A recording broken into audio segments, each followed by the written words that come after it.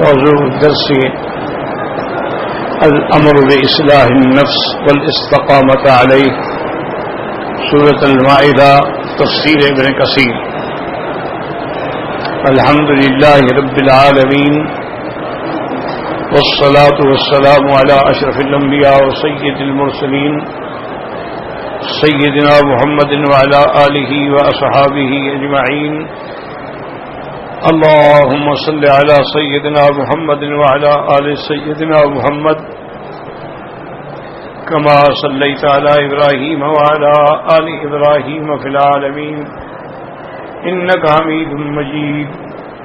أعوذ بالله من الشيطان الرجيم، بسم الله الرحمن الرحيم۔ يا أيها الذين آمنوا عليكم أنفسكم لا يضركم من ضل إذا اهتديتم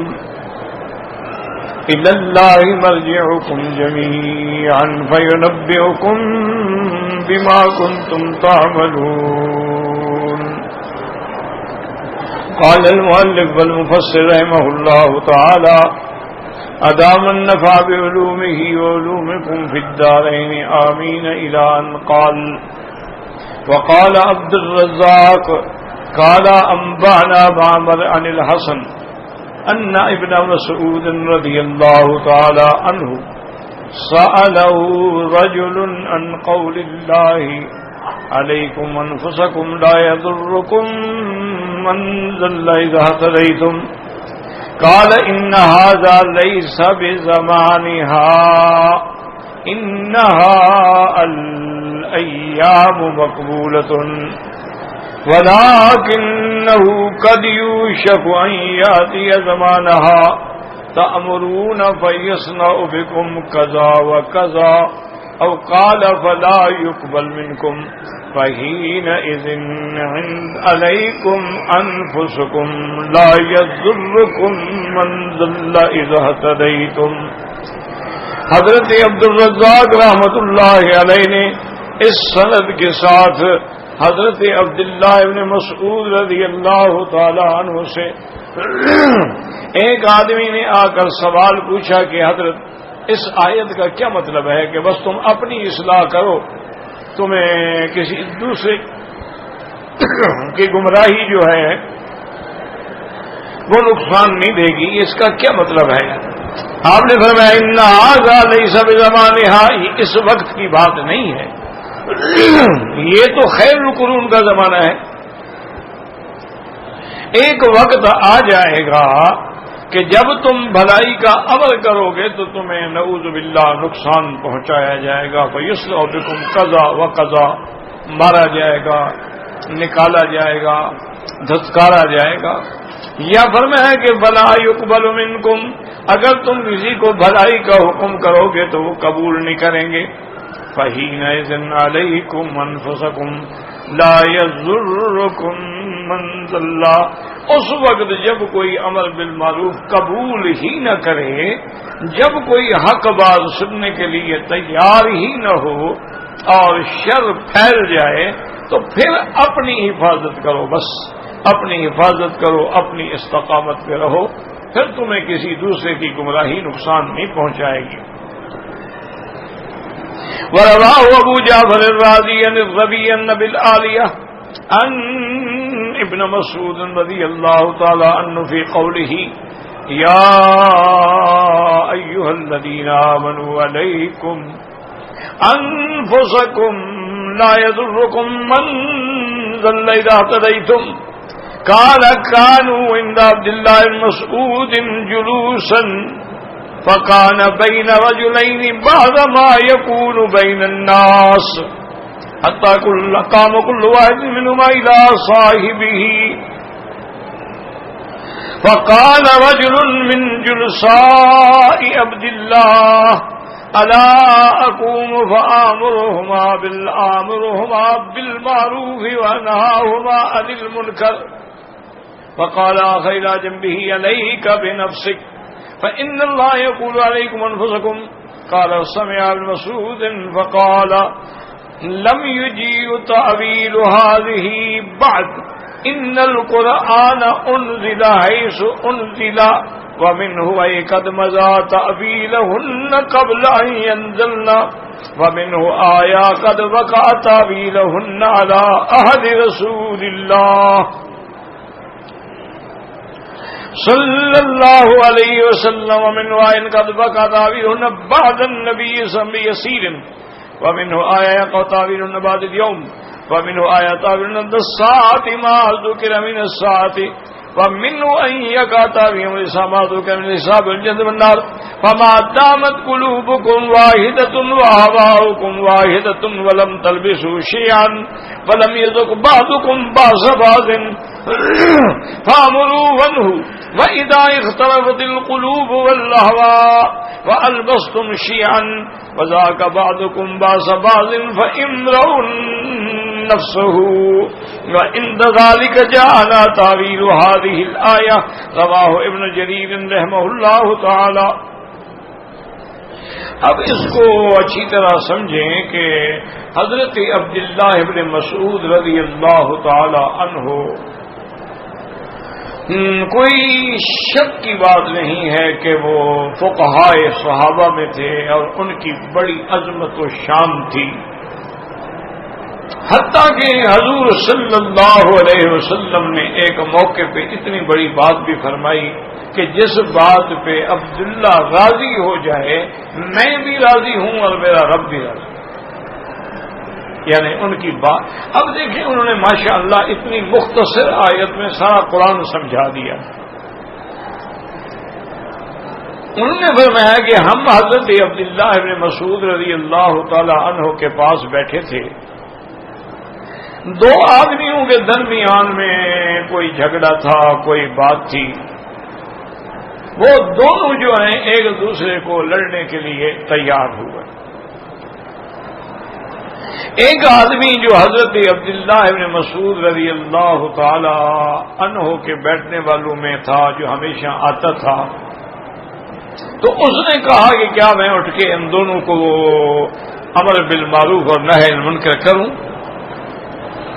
اور ایک اور آدمی بیٹھا تھا حضرت کے ساتھ، اس نے کہا علیک بنفسک، بھی تم اپنی اصلاح کرو، چھوڑو ان کو لڑتے ہیں، لڑنے دو.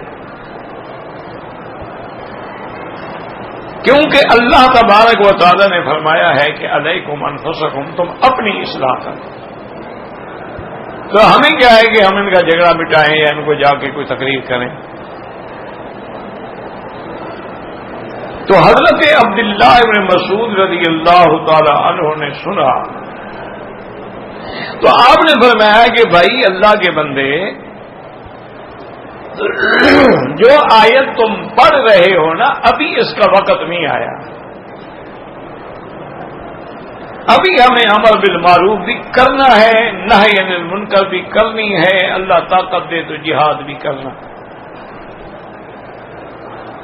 اور اس کے بعد فرمایا آپ نے کہ قرآن جب نازل ہوا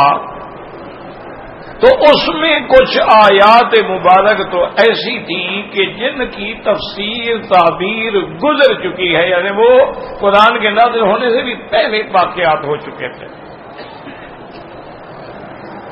تو ان آیات کا تعلق جو ہے ان واقعات سے.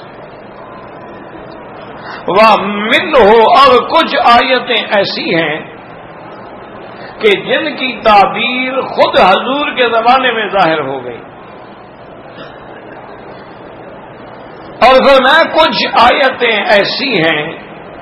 جن کی تعبیر حضور صلی اللہ علیہ وسلم کے بعد ظاہر ہو گئی، اور کچھ ایسی ہیں کہ جن کی تعویل و تعبیر کا معنی ہوتا ہے تعبیرین، تو وہ آج کے دن ظاہر ہو گئی،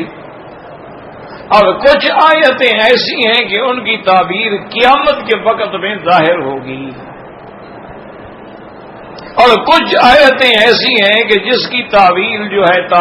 ہے یوم الحساب ہوگی، جس میں اللہ نے حساب، جنت، جہنم کا ذکر کیا ہے. آپ نے فرمایا جب تک تمہارے دل ایک ہیں، تم مسلمان ہو، تم مومن ہو، وَأَهْوَاؤُكُمْ وَاحِدَةٌ، اور تمہاری خواہشات بھی ایک ہیں، ولم تلبسوا شیئا، اور تم ٹکڑے ٹکڑے نہیں ہو گئے ہو، اور نہ تم ایک دوسرے کو قتل کر رہے ہو، تو امر بالمعروف بھی کرو، نہی عن المنکر بھی کرتے رہو۔ اور جب دلوں میں فرق آ جائے، خواہشات میں فرق آ جائے،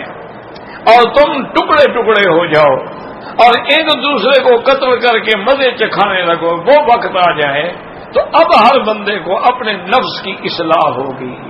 تو اس لیے سمجھیں کہ اللہ کے قرآن میں مثلاً کچھ آیات مبارک ایسی آئی ہیں جن کا تعلق حضور کے زمانے سے بھی پہلے سے، جیسے کہ اللہ نے قوم عاد کا واقعہ سنایا، قوم سمود کا واقعہ سنایا، اللہ نے قوم فرعون کا واقعہ سنایا،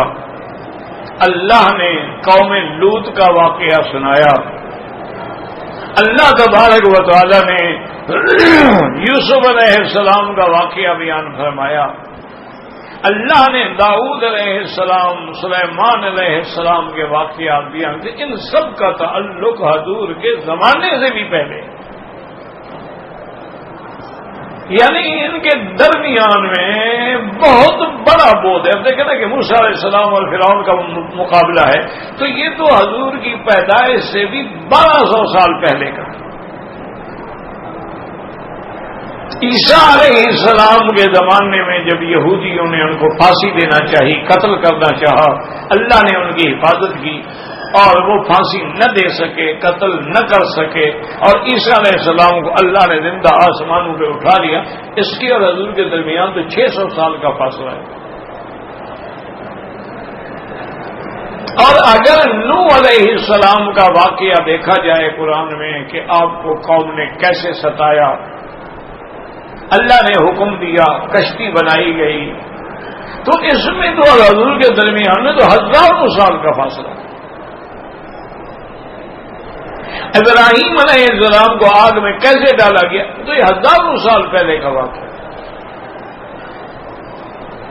اچھا، کچھ آیات ایسی ہیں جن کا تعلق خود حضور کے زمانے سے ہے کہ قرآن کہتا ہے کہ چاند دو ٹکڑے ہو گیا، تو حضور کے زمانے میں ہے۔ قرآن کہتا ہے کہ اللہ نے حضور کو مسجد الحرام سے مسجد الاقصی اور اس کے بعد آسمانوں کا معراج کرایا، تو یہ حضور کے زمانے کا واقعہ، ان کا تعلق حضور کے زمانے سے ہے۔ اللہ نے قرآن میں حکم دیا کہ شراب حرام، تو یہ حضور کے زمانے کا واقعہ ہے۔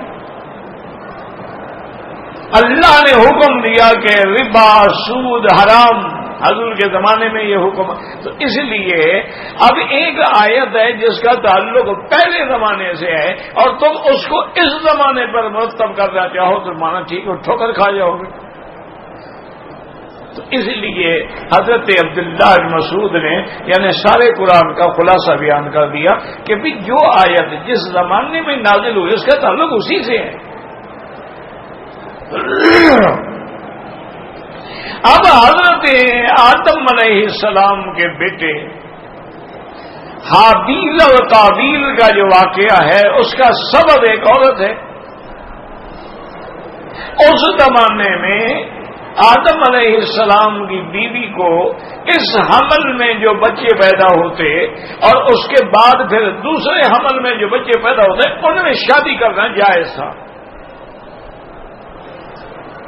اب اگر کسی آدمی کو اللہ معاف کرے، اللہ معاف کرے، وہ اب مرتب کرنا چاہیے، یہ قرآن میں ہے، تو وہ بہن کے ساتھ شادی کرنا شروع کر دے، اس کا معنی یہ ہے کہ اس نے قرآن کو سمجھا ہی نہیں، قرآن کے مفہوم کو بھی نہیں سمجھا وہ۔ اسی طرح کچھ احکام کا تعلق جو ہے وہ عالم برزخ سے ہے، عالم دنیا سے ان کا تعلق ہی نہیں ہے۔ اب ان آیات کو وہ ان پہ مرتب کرنے کی کوشش کرے تو لازمی بات ہے کہ ٹھوکر کھائے گا۔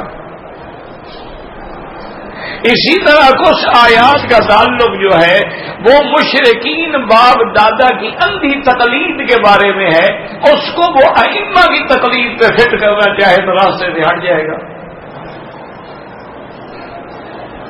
وہ تقلید کرتے تھے اپنے ماں باپ کی، نہ وجدنا آباءنا، ہم نے اپنے ماں باپ کو ایسے دیکھا ہے تو ان کے ماں باپ تو کافر تھے، کیا تم ائمہ کو کافر سمجھتے ہو؟ تو اس لیے ہمیشہ یاد رکھیں کہ ہر آیت کا ایک زمانہ ہے اور ہر آیت کا ایک محمل ہے اور ہر آیت کی ایک تفسیر ہے۔ اس لیے علماء کوشش کرتے ہیں کہ ہر آیت کی شان نزول تلاش کریں کہ یہ آیت کب نازل ہوئی، کن حالات میں نازل ہوئی۔ تو جب وہ واقعہ سامنے آئے گا تو حقیقت سامنے آ جائے گی۔ تو اس لیے اچھا کچھ چیزیں ایسی ہیں جن کا ذکر اللہ نے فرمایا کہ ایک وقت آئے گا اذا النجوم طمست، ایک جگہ فرمایا اذا السماء انفطرت واذا الكواكب انتصرت واذا البحار فجرت واذا الجحیم سعرت، ایک جگہ فرمایا اذا السماء انشقت، ایک جگہ فرمایا یوم تشقق السماء بالغمام ونزل الملائکۃ تنزیلا، ایک جگہ فرمایا پہاڑوں کے بارے میں کہ کثیبا مہیلا، ایک جگہ فرمایا پہاڑوں کے بارے میں کہ ینسفها ربی نسفا، ایک دفعہ اللہ نے قرآنوں کے بارے میں پہاڑوں کے بارے میں فرمایا کل اہن المنفوش، جیسے روئی کو جب دھلا جاتا ہے اور وہ اڑ رہی ہوتی ہے ایسے پہاڑ اڑ رہے ہوں گے۔ تو اب ان آیات کو اس کے وقت کے مطابق حمل کیا جائے گا، یہ نہیں کہ آج اس آیت کو آپ پڑھ کے آج کے دن پہ اس پر عمل شروع کر دیں، وہ تو ایک وقت آئے گا، وقت آئے گا اس دور میں جا کے علامات ظاہر ہوں۔ کچھ علامات جو ہیں وہ قیامت سے قبل ہوں گی، کچھ علامات جو ہیں وہ نفخ صور سے پہلے ہوں گی، کچھ علامات جو ہیں وہ نفخ صور سے بعد میں ہوں گی، کچھ علامات جو ہیں وہ نفخ صور ثانی جو ہے نفخہ اخری اس کے بعد ہوں گی، اور کچھ آیات کا تعلق جو ہے وہ میدان حشر سے ہے۔ تو اس لیے ہر آیت کو، ہر مقام کو اس کے مقام پہ اور محمل پہ اور منزل پہ رکھو گے تو بات سمجھیں۔ اب ہم لوگوں پر فرض ہے کہ کنتم خیر امۃ اخرجت للناس تأمرون بالمعروف وتنہون عن المنکر، اسی طرح میں وَلْتَكُن مِّنكُمْ أُمَّةٌ يَدْعُونَ إِلَى الْخَيْرِ يَأْمُرُونَ بِالْمَعْرُوفِ وَيَنْهَوْنَ عَنِ الْمُنكَرِ، اسی طرح میرے آقا نے فرمایا کہ من رأى منکم منکرا، اگر تم کوئی برائی ہوتے ہوئے دیکھو اور اللہ نے تمہیں طاقت دی ہے، حاکم ہو، سردار ہو، وڈیرے ہو، فلیغیرہ بیدہ، اس کو طاقت و قوت سے اس برائی کو ختم کرو۔ فإن لم يستطع، اگر اتنی طاقت نہیں ہے، فبلسانہ، زبان سے اس کو برا کہو، زبان سے اس کو روکنے کی کوشش کرو۔ فإن لم يستطع، اگر تم زبان سے بھی نہیں کہہ سکتے ہو، فبقلبہ، اپنے دل کے اندر برائی کو برائی سمجھو، وذالک اضعف الایمان، یہ کمزور ایمان والے کی علامت ہے کہ کم از کم برائی کو دل میں تو برائی سمجھو، اور دل میں برائی سمجھنے کا کیا معنی ہے کہ جس کو آدمی دل میں برا سمجھتا ہے اسے دور ہو جاتا ہے۔ ایک زمانہ وہ آئے گا کہ حضور پاک نے صحابی کو فرمایا، آپ نے فرمایا اکثر سیفک اغلق بابک بیتک وامسک لسانک، تم اپنی تلوار کو توڑ ڈالنا، گھر کا دروازہ بند کر کے بیٹھ جانا،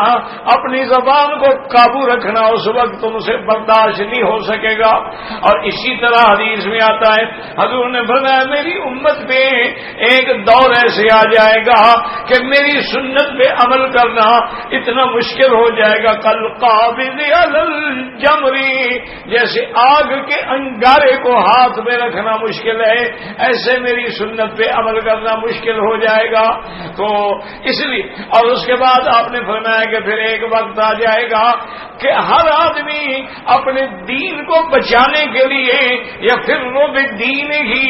دین کو بچانے کے لیے ایک دو بکریاں لے کے پہاڑوں کی چوٹی پہ چلا جائے گا، وہی زندگی گزار دے گا۔ تو یہ ہر وقت کی بات ہے،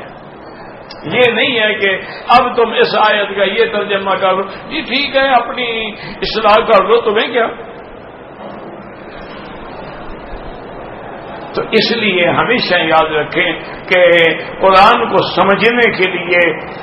لازم بات ہوتی ہے کہ قرآن کب اترا، کس ماحول میں اترا، شان نزول کیا تھا اس کا۔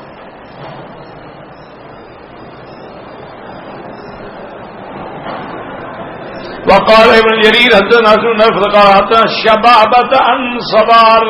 حدثنا الربيع بن صبيح عن سفيان بن عقال قال قيل لابن عمر رضي الله تعالى عنهما لو جلست في هذه الأيام فلم تأمر ولم تنهى فإن الله يقولكم أنفسكم لا يضركم من ضل الله إذا اهتديتم وقال ابن عمر إنها ليست لي ولا لأصحابي لأن رسول الله قال ألا فليبلغ الشاهد الغائب فكنا نحن الشهود وأنتم الغيب ولكن هذه الآية لأقوام يجيئون من بعدنا إن قالوا لم يقبل منهم۔ ایک آدمی نے حضرت سفیان ابن عفان نے عقال نے حضرت ابن عمر رضی اللہ تعالیٰ عنہ سے فرمایا کہ حضرت آپ بس بیٹھ جائیں گھر میں آرام فرمائیں، کیوں تقلید کرتے ہیں جب قرآن میں آ گیا ہے کہ اپنی اصلاح کرو، علیکم انفسکم، تو آپ بھی بس اپنی اصلاح کر۔ آپ نے فرمایا اللہ کے بندے تم نے یہ بات سمجھی ہی نہیں ہے، یہ آیت ہمارے لیے یا ہمارے اصحاب کے لیے نہیں ہے، کیونکہ حضور پاک نے ہمیں خود یہ حکم دیا تھا لا فلیبلغ الشاہد غائبہ، کہ جو موجود ہو میرا خطبہ سن رہے ہو ان کو میری باتیں پہنچاؤ جو غائب ہیں، جو نہیں آئے ہیں۔ وَكُنَّا نَحْنُ الشُّهُودُ وَأَنْتُمُ الْغَيْبُ، ہم وہ لوگ تھے جو حاضر تھے اس وقت اور تم وہ لوگ تھے جو اس وقت غائب تھے۔ ہمیں تو تمہیں قرآن پہنچانے کا، دین پہنچانے کا، امر بالمعروف کا، تبلیغ کا حکم دیا گیا، ہم تو نہیں ہے کہ ہم گھر بیٹھ جائیں۔ ولیکن هذه الآیت لأقوام، یہ آیت اس قوم کے لیے جو ہمارے بعد آئیں گے، جب وہ بھلائی کا حکم کریں گے تو کوئی قبول نہیں کرے گا۔ اس وقت یہ ہوگا کہ اگر کوئی نہیں سنتا، کوئی قبول نہیں کرتا، کوئی حق کی بات سننے کے لیے تیار نہیں ہے، تو چلو اب اپنی اصلاح کرو۔ وقال ايضا حدثنا محمد بن بشار قال حدثنا محمد بن جعفر وابو عاصم قال حدثنا ابن سوار بن قال كنت ابن عمر، میں حضرت ابن عمر کے پاس موجود تھا، اذ اتاه رجل جلید فی العین شدید اللسان فقال یا ابا عبد الرحمن نقر سنتا كلهم قد قرأ القرآن فأسرى في نفر ستة كلهم قد قرأ القرآن أسرى فيه وكلهم مجتهد لا يعلو وكلهم بغيظ إليه ان یاتی دناءۃ الا الخیر وهم فی ذلک یشهد بعضهم علی بعض بالشرک فقال رجل من قوم وای دناءۃ تريد اکثر من ان یشهد بعضهم علی بعض بالشرک فقال رجل انی لست ایاک اسأل انما اسأل الشیخ فاعاد على عبد الله وقال عبد الله لعلك ترى لا ابا لك انی سآمرك ان تذهب فتقتلهم اذ هم ونههم وان عصوك فعليك بنفسك. اب یہ دوسرا قصہ ہے.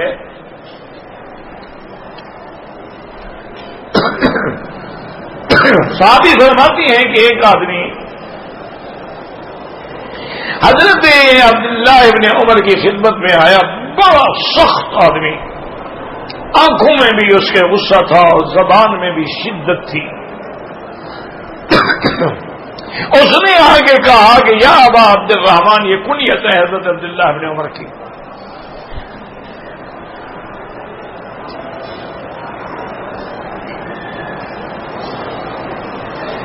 اس نے کہا کہ میں جانتا ہوں کہ 6 آدمی ہیں, سب نے قرآن پڑھا ہے اور ہر آدمی جو پڑھنے والا ہے وہ کہتا ہے کہ میں خود مجتہد ہوں, میں خود سمجھ رہا ہوں, مجھے کسی اور کا کیا ہے. وَكُلُّهُمْ يَغِيظُ إِلَيْهِ أَن يَأْتِيَ دِنَاءَةً, اور ہر آدمی جو ہے وہ ایک آدمی کے ساتھ غصے میں, شدت میں کوئی بھلائی نہیں پہنچاتا. وَهُمْ فِي ذَلِكَ يَشْهَدُ بَعْضُهُمْ عَلَى بَعْضٍ بِالشِّرْكِ, ان حالات میں وہ ایک دوسرے پہ گواہی بھی دیتے ہیں کہ یہ مشرک ہے, وہ کہتے ہیں یہ بھی مشرک ہے, یہ بھی مشرک ہے, یہ بھی مشرک ہے. وَقَالَ رَجُلٌ مِّنَ الْقَوْمِ, وہاں اور آدمی بیٹھے تھے تو ایک آدمی نے کہا کہ اس سے برائی کیا ہوگی کہ وہ ایک دوسرے پر شرک کی گواہی دے رہے ہیں, اس سے بڑی برائی کیا ہوگی. وَقَالَ رَجُلٌ إِنِّي لَسْتُ إِيَّاكَ أَسْأَلُ, اور نے کہا میں نے تم سے نہیں پوچھا, تم کیوں بات کر رہے ہو. انما اسأل الشیخ, میں تو حضرت عبداللہ ابن عمر سے پوچھ رہا ہوں. اس نے پھر قصہ سنایا تو حضرت عبداللہ نے فرمایا اچھا تم یہ چاہتے ہو کہ میں تمہیں حکم دوں کہ جا کے ان 6 کو قتل کر دو, کیا کہہ رہے ہو. تمہاری ذمہ داری یہ ہے کہ ان کو واز کرو, ان کو برائی سے روکو, اچھائی کا حکم دو. ان اصو کا, اگر وہ نافرمانی پہ تل جائیں, وہ بات نہ مانے, اب تم اپنی اصلاح کرو, پھر چھوڑ دو. وقال اذا حدثني عمرو بن مقدام قال حدثنا المعتمر بن سليمان سمعت ابي قال حدثنا قتادة عن ابي مازن قال انطلقت على عهد عثمان رضي الله عنه الى المدينة فاذا قوم من المسلمين جلوس. کہتے حضرت عثمان رضی اللہ عنہ کے زمانے میں میں مدینہ منورہ کے لیے آیا, اس کے بعد جو ہے فَقَرَأَ أَحَدُهُمْ هَذِهِ الْآيَةَ, ایک آدمی نے یہ آیت تلاوت کی, عَلَيْكُمْ أَنفُسَكُمْ لَا يَضُرُّكُمْ مَنْ ضَلَّ فَقَالَ أَكْثَرُهُمْ لَمْ يَجِدُوا تَأْوِيلَ هَذِهِ الْآيَةِ الْيَوْمَ. انہوں نے کہا اللہ کے بندے ابھی اس کا وقت نہیں آیا. قال حدثنا قاسم قال حدثنا حسن قال حدثنا ابن فضالة عن معاوية بن صالح عن جبير بن نفير قال كنت في حلقة فيها أصحاب رسول الله صلى الله عليه وسلم وإني لأصغر القوم فتذاكروا الأمر بالمعروف والنهي عن المنكر. انہوں نے ایک دوسرے کے ساتھ امر بالمعروف اور نہی عن المنکر پہ بات کی. فقلت انا الیس اللہ یقول فی کتابہ یا ایھا الذین آمنوا علیکم انفسکم لا یضرکم من ضل اذا اهتدیتم. میں نے یہ آیت پڑھی تھی, کیوں تم خواہ ایک دوسرے کو حکم کرے, اللہ نے کہا اپنی اصلاح کرو. فاقبلوا علی بلسان واحد، سب نے مل کے ایک بات کی. وقالوا تنزع آیۃ من القرآن لا تعرفها ولا تدری ما تعویلها. میں نے کہا اچھا قرآن کی ایک آیت کو نکالتے ہو جس کے ترجمے کا بھی تمہیں پتہ نہیں ہے اور اس کا حوالہ دینا شروع کر دیتے ہو. فتمنیت انی لم اکن تکلمت، مجھے بڑا افسوس ہوا کہ کاش میں غلط بات نہ کرتا. وَأَقْبَلُوا يَتَحَدَّثُونَ فَلَمَّا حَضَرَ قِيَامُهُمْ قَالُوا إِنَّكَ غُلَامٌ حَدِيثُ السِّنِّ. جب وہ اٹھنے لگے تو نے کہا بیٹا تم ابھی چھوٹی عمر کے ہو. وَإِنَّكَ لَذَاتُ آیَةٍ وَلَا تَدْرِي مَا هِيَ. تم نے قرآن کی ایک آیت کو نکالا لیکن تم نہیں جانتے ہو کہ اس کا حکم کیا ہے. وَأَسَىٰ أَن تُدْرِكَ ذَٰلِكَ الزَّمَانُ إِذَا رَأَيْتَ شُحًّا مُطَاعًا وَهَوًى مُتَّبَعًا وَإِعْجَابَ كُلِّ ذِي رَأْيٍ بِرَأْيِهِ فَعَلَيْكَ بِنَفْسِكَ لَا يَضُرُّكَ مَن ضَلَّ إِذَا اهْتَدَيْتَ. آپ نے فرمایا ایک وقت آ جائے گا جب تم دیکھو گے کہ بخل جو ہے سب اس کے پیچھے چل رہے ہیں. ہر آدمی اپنی خواہش نفس کے مطابق فتویٰ دے کے عمل کر رہا ہے اور ہر آدمی اپنی رائے کو دوسرے کی رائے سے اچھا سمجھتا ہے، ادھر توجہ بھی نہیں کرنا چاہتا.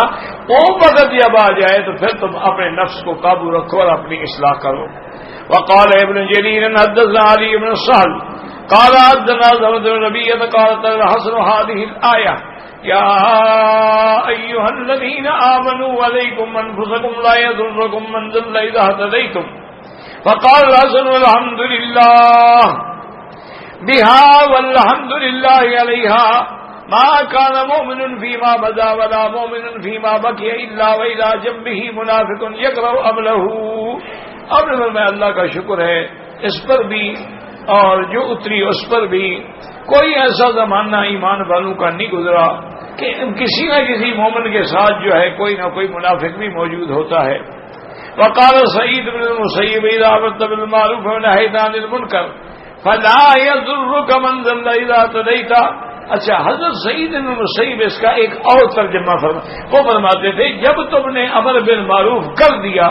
برائی سے روک دیا اب نہیں مانتے چلو اب آپ نہیں اصلاح کرو. یہ نہیں کہ تم چھوڑ دو، تم امر بالمعروف کرو. ورواه ابن جرير وقد روى من طريق سفيان الثوري عن ابي الاميس عن ابي البختري انه حذيفة مثله وقد قال غير واحد من السلف. وقال ابن حاتم حدثنا ابي قال حدثنا الشام بن خالد الدمشقي قال حدثنا الوليد قال حدثنا ابن حية بن يزيد عن يزيد بن ابي حبيب عن كعب في قول عليكم انفسكم لا يضركم من ضل اذا اهتديتم قال اذا هدمت كنيسة دمشق فجعلت مسجدا وظهر ليس وظهر لبس العصب فحينئذ تعبير هذه الآية. انہوں نے فرمایا کہ جب دمشق میں کنیسہ گرا دیا جائے اور مسجد بن جائے اور ایسے لوگ ظاہر ہوں کہ جنہوں نے تعصب اور عصبیت کو اپنا لباس بنایا ہوا ہے اس وقت یہ ہے کہ تم اپنی اصلاح کی فکر کرو. تو معنی یہ ہوتا ہے کہ قرآن کی ہر آیت کا ایک وقت ہے اور دوسرا یہ ہے کہ اللہ نے قرآن میں اذا اهتدیتم اگر تم ہدایت یافتہ ہو تو اسی ہدایت میں تو امر بالمعروف ہے اور نہ کیونکہ نہیں کرو گے تو ہدایت پہ ہو ہی نہیں. تو اگر تم ہدایت پہ ہو امر بالمعروف کر رہے ہو نہی عن المنکر کر رہے ہو لیکن لوگ نہیں مانتے تو اب ان کا آپ کو نقصان نہیں ہوگا. یعنی آپ بھلائی کا عمل کرتے رہیں خیر کا عمل کرتے رہیں برائی سے روکتے رہیں لیکن لوگ نہیں مانتے نہ مانیں تو ان کا نقصان آپ کو نہیں ہوگا بلکہ آپ کو امر بالمعروف کرنے کا ثواب اور اجر ملے گا. واللہ اعلم.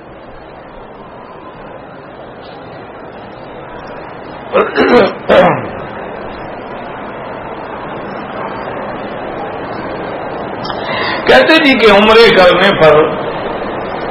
جو آدمی خرچ کرتا ہے ہر قدم پہ اللہ اگر پیدل چل رہا ہے تو حرم کی 100 نیکیوں کے برابر اس کو ثواب ملتا ہے. اور عمرے کرنے پر جو خرچ کرتا ہے اللہ اس کے رزق میں بھی برکت دیتے ہیں، اللہ اس کے گناہوں کو بھی مٹا دیتے ہیں۔ حضور پاک نے فرمایا کہ بار بار عمرے کرنے سے اللہ کی رحمت ایسی ہوتی ہے کہ ینفی عن الفقر والذنوب، کہ تیری غربت کو بھی مٹا ڈالتا ہے اور تیرے گناہوں کو بھی معاف کر دیتا ہے۔ باقی مہمان نوازی سنت ہے، عمل کرو گے اللہ تعالیٰ اس کو اجر عطا فرمائیں گے، کیونکہ تمام انبیاء، تمام مرسلین، تمام اولیاء، تمام صالحین کا یہ حکم ہے، اور مومن کے لیے فرض ہے اکرام ضیف، کہ مہمان کی مہمان نوازی کرو، احترام کرو اور عزت کرو۔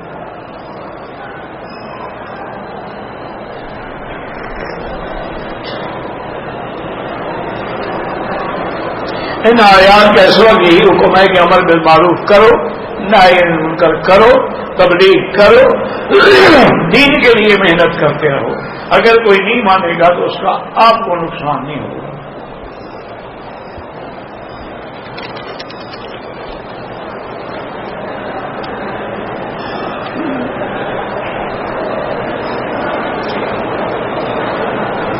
کہتے ہیں کہ برسوں سے حرم میں ایک پیکج ہے،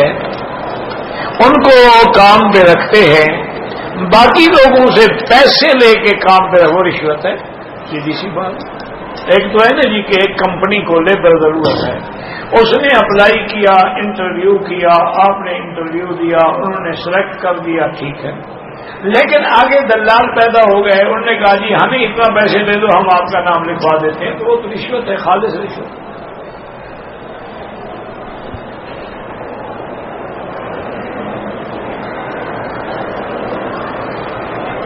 کہتے ہیں جی کہ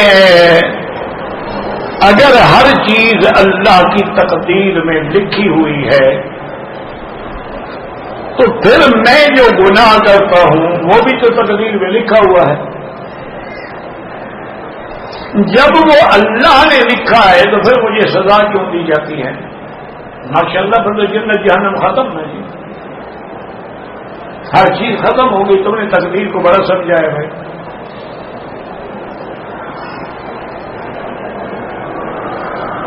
اللہ تبارک و تعالیٰ کی تقدیر کو یوں سمجھو کہ اللہ نے جو ہر چیز لکھ دی ہے، ابھی آسمان و زمین بھی پیدا نہیں ہوئے تھے۔ لکھ دینے کا معنی یہ ہے کہ جو مخلوق پیدا ہوگی ان کے پیدا ہونے سے پہلے بھی اللہ جانتے ہیں کہ یہ بندہ کیا کرے گا، یہ شقی ہوگا، تو اس نے اپنے علم کے مطابق لکھا ہے، کیا تو تم نے ہے، اس کے علم میں ہے کہ تم یہ کرو گے، لیکن کرو گے تو تم۔ تو اسی لیے یاد رکھیں کہ انسان جو ہے نہ مجبور محض ہے اور نہ مختار مطلق ہے، بلکہ بین الاختیار والجبر، یعنی ان دونوں کے درمیان ایک ہے۔ اسی وجہ سے تو فرقے گمراہ ہو گئے نا۔ بعض نے کہا جی جب اللہ نے لکھا ہے تو جنت جہنم کیسی، بعد نے لکھا جی جو مرضی ہے گناہ کرتے رہو، جب کلمہ پڑھتے ہو بات ختم ہو گئی۔ یہ ٹھوکر کھا گئے۔ اب دیکھیں نا، اس کی ایک آسان مثال میں دیتا ہوں ساتھیوں کو کہ آج کل جو نئے ایئر کنڈیشن آ رہے ہیں، ان کی گاڑی میں ہو یا گھر میں ہو، اس میں دونوں چیزیں ہوتی ہیں، یعنی اس میں کولنگ بھی ہوتی ہے، ہیٹنگ بھی ہوتی ہے، اور ٹھنڈا بھی کرتا ہے، گرم بھی کرتا ہے۔ تو جب سردی کے زمانے ہوتے ہیں تو اس سوئی کو پھیر کے سرخ نشان پہ لے آتے ہیں، پھر چلائیں گے تو ہیٹنگ پہ گرمی پیدا کرے گا۔ اور اگر گرمیوں کا زمانہ ہے اس کو پھر وہ نیلے رنگ والی لکیر پہ لائیں گے، اب چلائیں گے تو ٹھنڈک پیدا کرے گا، کیونکہ اس میں دونوں نظام انہوں نے بنا بھی دیے، لکھ بھی دیے ہیں کہ یہ کول ہے، یہ ہیٹ ہے۔ اب اگر کوئی آدمی گرمیوں کے زمانے میں گاڑی کے شیشے بند کر کے اس کو ہیٹ پہ رکھ کے گاڑی چلا دے تو گاڑی آگ بن جائے، وہ کہے جی میرا کیا قصور ہے، لکھا ہوا جو تھا لکھنے والے کا قصور ہے، لکھنے والے کا قصور ہے کہ پھیرنے والے کا قصور ہے؟ لکھا تو اللہ نے ہے، عمل تو تم نے کیا ہے۔ اسی طرح سے تمہیں اتنا اختیار ہے کہ بعض بزرگ فرماتے ہیں یوں سمجھ لو کہ ایک بندہ کھڑا ہونا، اس کو کہو جی ایک پاؤں اٹھاؤ، وہ اٹھا لے گا، اب کہو دوسرا اٹھاؤ، وہ دوسرا نہیں اٹھا سکتا۔ اتنا اختیار اللہ نے تمہیں دیا ہے۔ باقی عمل ہر آدمی اپنی اختیار سے کرتا ہے، تبھی تو سزا ملے گی۔ اللہ نے کیوں لکھ دیا؟ اللہ جانتے تھے کہ تم یہ کرو گے۔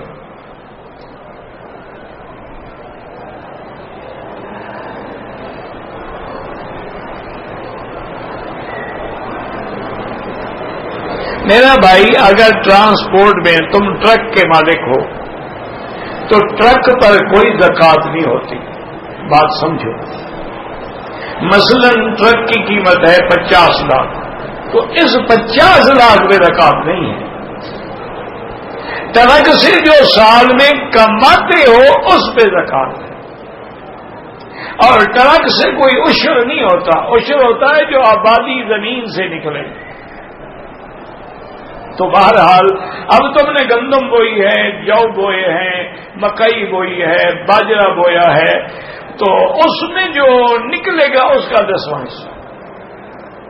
تو باقی ٹرک پر زکوٰۃ نہیں ہے۔ یا جیسے ہم کوئی فیکٹری لگاتے ہیں، مشینری کی قیمت میں زکوٰۃ نہیں ہوگی، لیکن جو اس سے چیز بنتی ہے، بکتی ہے، پیسہ آتا ہے، اس پہ زکوٰۃ ہے۔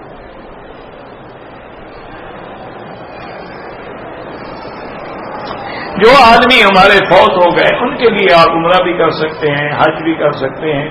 لیکن ان کے لیے بھی بہتر یہ ہوتا ہے کہ آدمی اپنے لیے کرے، اپنی نیت سے۔ جب کر لے تو دعا مانگے کہ یا اللہ جو میں نے طواف کیا ہے اس کا ثواب بنا کو عطا فرما، تو وہ پھر اختلاف کے بغیر، جھگڑوں کے بغیر الحمدللہ تیرا کام ہو جاتا ہے۔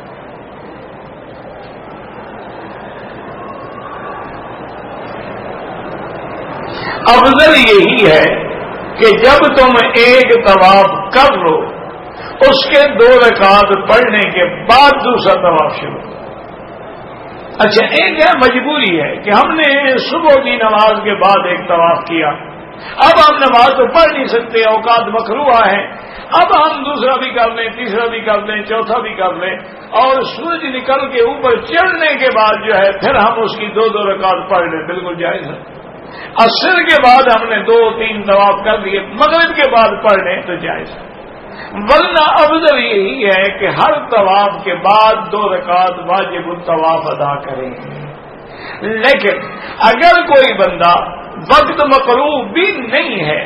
مثلا رات کو اس نے مگر عشاء کے بعد جو ہے 2-3 طواف کر کے اکٹھے بعد میں 2 رکعت پڑھ لے تو وہ بھی جائز ہے۔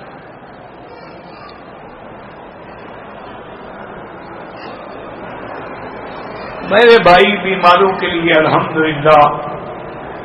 روزانہ دعا کرتے ہیں، اللہ پاک تمام مسلمان جس ملک میں ہیں ان کی سب بیماریاں، تکلیفیں دور فرمائیں اور بیماروں کو شفاء کاملہ عطا فرمائیں۔ روز دعا کرتے ہیں، آپ بھی کیا کریں۔ دیکھیں اصل بات یہ ہے نا جی کہ موجودہ دور میں بھی ایک بادشاہ تو خیر بڑی بات ہوتی ہے، گورنر بھی بڑی بات ہوتی ہے، کوئی علاقے کا افسر بھی ہو اس کو بھی عرضی دینی ہو، کوئی کام ہو، ملنا ہو، اس کے لیے بھی پٹ کر، وہ تو ملک الملاک ہے نا، وہ تو غنی ہے، اس کو تو کسی کی ضرورت ہے ہی نہیں، ضرورت ہے ہمیں۔ ہمارا کام ہے کہ مانگتے رہیں، مانگتے رہیں، مانگتے رہیں، جب رحمت کی نظر ہوگی تو ساری بگڑی بن جائے گی۔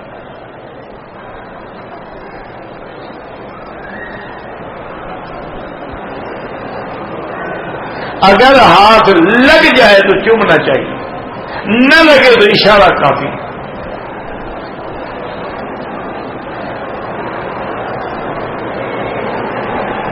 میں پاکستان سے آیا ہوں اور میں نے ایک عمرہ کر لیا ہے، اب اگر مسجد عائشہ سے احرام باندھ کے عمرہ کرنا چاہوں بالکل کر سکتے ہو، نفلی عبادت ہے، تمہاری مرضی ہے، لیکن ایک مسئلہ سمجھ لیں کہ جتنی دیر عمرے میں لگے اتنی دیر طواف کرتے رہو تو یہ زیادہ افضل ہے۔ قرآن پاک کو چومنا یا سینے سے لگانا حضور سے ثابت نہیں ہے، نہ حضور پاک نے کبھی چوما ہے، نہ صحابہ نے کبھی چوما ہے۔ ہماری اصل مشکل یہی ہے کہ ہم نے کچھ آداب کے طریقے جو ہیں وہ اپنے دماغوں میں گھڑے ہوئے ہیں کہ قرآن کا ادب یہ ہے کہ چوم لو اور سینے سے لگا لو اور غلاف ریشمی لپیٹ دو، یہ ادب نہیں ہے۔ قرآن کا ادب یہ ہے کہ قرآن کے حکم پہ عمل کرو، قرآن جو کہتا ہے اس کو پڑھو، اس کو سمجھو، سمجھاؤ، آگے پڑھاؤ اور ان کے احکام پہ عمل کرو۔ یہی وجہ تھی کہ صحابہ پوری دنیا پہ چھا گئے کہ انہوں نے قرآن کو چوما نہیں ہے، غلاف بھی نہیں لپیٹے، تاکوں میں بھی نہیں رکھا، قیمتی رہن بھی نہیں بنوائے، لیکن عمل کیا قرآن پہ۔ تو اس لیے قرآن نے ان کو پھر عزت دی کہ ان اللہ یرفع بہذا الکتاب اقواما ویضع بہا آخرین۔ اور آج کل تو قرآن ہے اس لیے کہ جی فال نکالو، تویج لکھ دو، کوئی مرنے کا وقت آ جائے تو اس کے اوپر قرآن پھروا کے ہیلا اسکات کر دو، لڑکی کی شادی ہو تو 4 آدمی کپڑے پکڑ کے کھڑے ہو جائیں، قرآن اس کے اوپر رکھیں، دولہا دلہن کو نیچے سے گزارا جائے۔ جن نے کبھی قرآن نہیں پڑھا انشاءاللہ قرآن ان کو لعنت کر رہا ہوتا ہے، اس سے برکت کوئی نہیں ہوتی۔ واللہ اعلم۔ ربنا تقبل منا انك انت السميع العليم وتب علينا انك انت التواب الرحيم يا حي يا قيوم يا ذا الجلال والاكرام يا ذا الجلال والاكرام يا ذا الجلال والاكرام يا الهنا اله كل شيء الها واحدا لا اله الا انت اللهم انت الميسر لكل اسير وأنت على كل شيء قدير يا لطيف ألطف بنا في تيسير كل أسير فإن تيسير كل أسير عليك يسير يا لطيف ألطف بنا بلطفك الخفي يا خفي الألطاف نجنا مما نخاف اللهم إنا نسألك اللطف في القضاء اللهم لا سهل إلا ما جعلته سهلا وأنت تجعل الحزن إذا شئت سهلا أنت المستعان إليك البلاغ أنت المستعان إليك البلاغ لا حول ولا قوة إلا بالله العلي العظيم اللهم فرج هم المهمومين نفس كرب المكروبين وقض الدين عن المدينين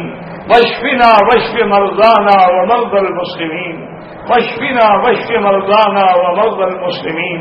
اللهم إنا نعوذ بك عن البرص والجنون والجذام وعن سيء الأسقام اللهم ثبتنا على الإيمان اللهم اجعل خير أيامنا آخرها اللهم اجعل خير أيامنا آخرها اللهم لا تخزنا فإنك بنا عالم ولا تعذبنا فإنك علينا قادر اللهم ارحم أمة محمد صلى الله عليه وسلم اللهم اغفر أمة محمد صلى الله عليه وسلم اللهم استر أمة محمد صلى الله عليه وسلم اللهم اجبر أمة محمد صلى الله عليه وسلم اللهم انصر الإسلام والمسلمين اللهم انصر الإسلام والمسلمين واحم حوزة الدين اللهم أذل الشرك والمشركين اللهم احفظ سائر بلاد المسلمين وهذا البلد الأمين واجعلها آمنا مطمئنا سخاء رخاء إلى يوم الدين برحمتك يا أرحم الراحمين یا اللہ بیماروں کو شفا عطا فرما، بے حیاؤں کو حیا عطا فرما، بے اولادوں کو اولاد صالح عطا فرما، بے روزگاروں کو روزگار عطا فرما، یا الہ العالمین قرض داروں کے قرض عطا فرما، جن کے گھروں میں بچیاں ہیں ان کو بہتر رشتے نصیب فرما،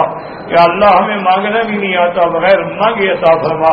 یا اللہ دین کے ادارے، دین کے مدرسے، دین کے دوائر، دین کے معاہد، دین کے معابد اور دین کے کام کرنے والوں کی قدم قدم پہ حفاظت فرما۔ ربنا تقبل منا انك انت السميع العليم وتب علينا انك انت التواب الرحيم صلى الله تعالى على خير خلقه سيدنا محمد وعلى آله واصحابه اجمعين اللهم صل على سيدنا محمد وبارك وسلم عليه